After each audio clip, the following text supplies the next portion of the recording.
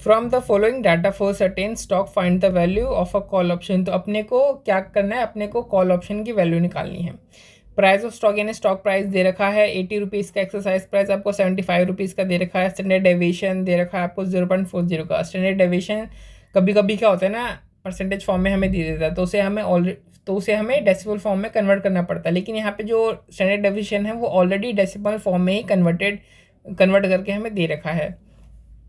Maturity period जो call option है उसका दे रखा है 6 मंथ का, जो एनुअल इंटरेस्ट रेट है 12% का दे रखा है। फिर यहाँ पे अपने को क्या दे रखा है, अपने को एक इन्फॉर्मेशन दे रखी है कि number of standard deviation from mean हमने यहाँ पे दे रखा है। फिर इसकी वैल्यू दे रखी है एक टेल की, एरिया ऑफ लेफ्ट और राइट, यानी एक टेल की वैल्यू अपने को यहाँ पे दे रखी है। तो ये देखो, इस इन्फॉर्मेशन को हम कैसे यूज़ करेंगे, खैर देख लेते हैं आगे। आगे ई की वैल्यू आपको दे रखी है और नेचुरल लॉग की वैल्यू दे रखी है। तो ये देखो, ये होता है नॉर्मल डिस्ट्रीब्यूशन। तो ND1 क्या होता है, ND1 का मतलब होता है कि अपने को D1 की वैल्यू फाइंड करनी है, किसमें, नेचुरल डिस्ट्रीब्यूशन टेबल में। आप अपने को ND1 या D1 की वैल्यू फाइंड करनी है, तो ND1 का मतलब यही होता है। और जो नेचुरल डिस्ट्रीब्यूशन टेबल होता है वो कुछ इस तरीके से होता है। अब यहाँ पे हमें एक टेल का एरिया दे रखा है, एक टेल लेफ्ट भी हो सकता है या फिर राइट भी हो सकता है, लेकिन अपने को क्या निकालना है, अपने को ND1 निकालना है। तो ND1 किस तरीके से निकालते हैं, जो भी क्यूमुलेटिव एरिया होता है ना उसे हम कहते हैं ND1 या फिर ND2, ठीक है। वह तो लेकिन हमें क्यूमुलेटिव एरिया निकालना है कैसे, अब देखो इस पूरे की वैल्यू आपको 1 आएगी, इस पूरे की वैल्यू 1 दे रखी है और ये आपको ऑलरेडी दे रखा है। तो इसमें से जब आप ये माइनस कर दोगे या फिर ये माइनस कर दोगे तो आपको जो बाकी बचा हुआ जो है वैल्यू वो आपका आ जाएगा। तो और इसी को हम क्या कहते हैं, इसी को हम क्यूमुलेटिव एरिया कहते हैं। देखो ये टेबल जो नॉर्मल डिस्ट्रीब्यूशन है इसके बारे में आपको ज़्यादा जानने की ज़रूरत है नहीं, ठीक है। अपने को सिर्फ क्या करना है, फॉर्मूला याद रख लेना है या फिर सवाल किस तरीके से सॉल्व करेंगे अपने को ये याद रख लेना है। फालतू चक्कर में पढ़ोगे तो बहुत दिक्कत हो जाएगी आपको, आपका कोर्स कंप्लीट नहीं हो पाएगा। तो हमने यहाँ पे क्या कर दिया, एक टेल की वैल्यू हमें दे रखी थी, हमें क्यूमुलेटिव एरिया चाहिए। अब ये क्या होता है, ये आपका इसी प्रोबेबिलिटी वाला तो होता है कि इसी से तो हम प्रोबेबिलिटी निकालते हैं, है ना। तो अब ND1 ND2 हमें निकालना है, तो हम क्या करेंगे, नॉर्मल डिस्ट्रीब्यूशन टेबल में इस वैल्यू, ये वैल्यू ये जो आपको स्टैंडर्ड डेविएशन दे रखे हैं, इन स्टैंडर्ड डेविएशन का जो नॉर्मल डिस्ट्रीब्यूशन टेबल है उसमें क्या वैल्यू आएगी, तो हम किस तरीके से निकालते हैं। एक टेल का आपको वैल्यू दे रखा है, हमने बताया था कि अभी हमको क्या करना है, क्यूमुलेटिव एरिया की वैल्यू निकालनी होती है, ठीक है, ND1 ND2 निकालने के लिए। तो हम क्या करेंगे, 1 माइनस कर देंगे, एक टेल माइनस कर देंगे तो अपने को क्या मिल जाएगा, अपने को क्यूमुलेटिव एरिया मिल जाएगा। और ब्लैक स्कोल्स मॉडल तो लगाना, तो सबसे पहले क्या कहते हैं, ब्लैक स्कोल्स मॉडल का फॉर्मूला क्या होता है, ये होता है ब्लैक स्कोल्स मॉडल का फॉर्मूला। इसमें स्ट्राइक प्राइस अपने को पता है, spot value of underlying asset भी पता है, ND1 ND2 नहीं पता है। ND1 ND2 निकालना है, तो सबसे पहले हम क्या निकालेंगे, ND1 ND2 निकालने से पहले D1 या फिर D2 निकालेंगे। D1 या फिर D2 नहीं, D1 और D2 दोनों निकालेंगे। तो D1 का वैल्यू ये रहा आपका, ठीक है, D1 का वैल्यू ये रहा फॉर्मूला, सॉरी। तो स्पॉट बाई एक्सरसाइज जो भी स्पॉट कितना 80 का, एक्सरसाइज प्राइस क्या है आपकी 75 की है, इसको डिवाइड करके जो भी आपका वैल्यू आएगा उसको आपने क्या निकालना है, उसका आपने नेचुरल लॉग निकाल लेना है।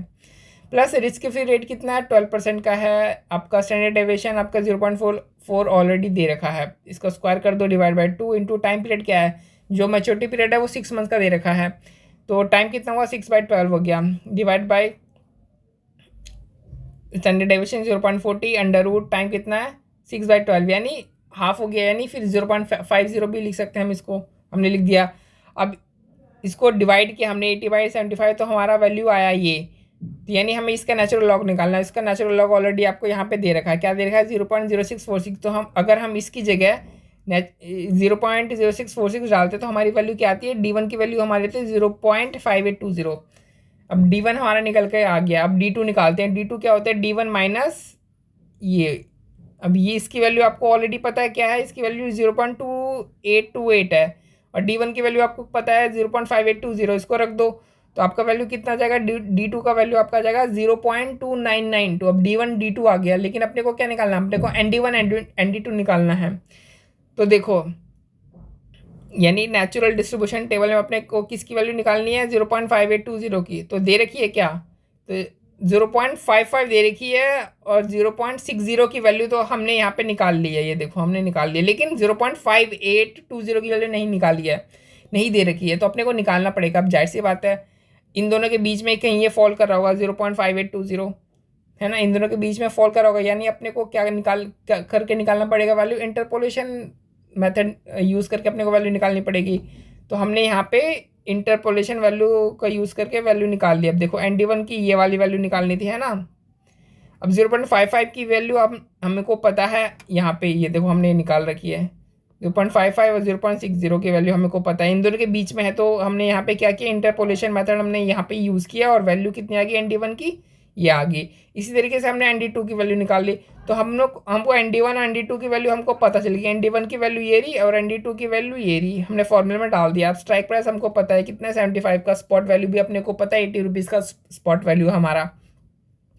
और ERT में ER क्या है, रेट 12% है, और T यानी टाइम पीरियड कितना, 6 मंथ का टाइम पीरियड है।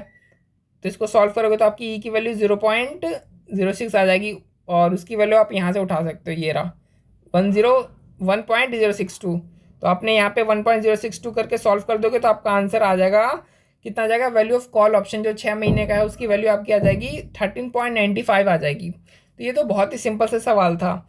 इसमें आपको बस एक बात का ध्यान रखना कि जब आपको जो वन टेल का एरिया आपको दे रखा है ना, तो अपने को क्यूमुलेटिव एरिया निकालना होता है। और क्यूमुलेटिव एरिया किस तरीके से निकालते हैं, क्यूमुलेटिव एरिया 1 माइनस जो भी आपको टेल दे रखी है उसमें से वो 1 माइनस वो टेल का एरिया लेस कर दो, तो आपका क्यूमुलेटिव एरिया निकल के आ जाएगा। और ये जो क्यूमुलेटिव एरिया होता है ना, यही आपका नॉर्मल डिस्ट्रीब्यूशन टेबल की वैल्यू होती है। अब नॉर्मल डिस्ट्रीब्यूशन टेबल में इसकी वैल्यू क्या होगी, ये नॉर्मल डिस्ट्रीब्यूशन में 0.60 की वैल्यू क्या होगी, ये होगी।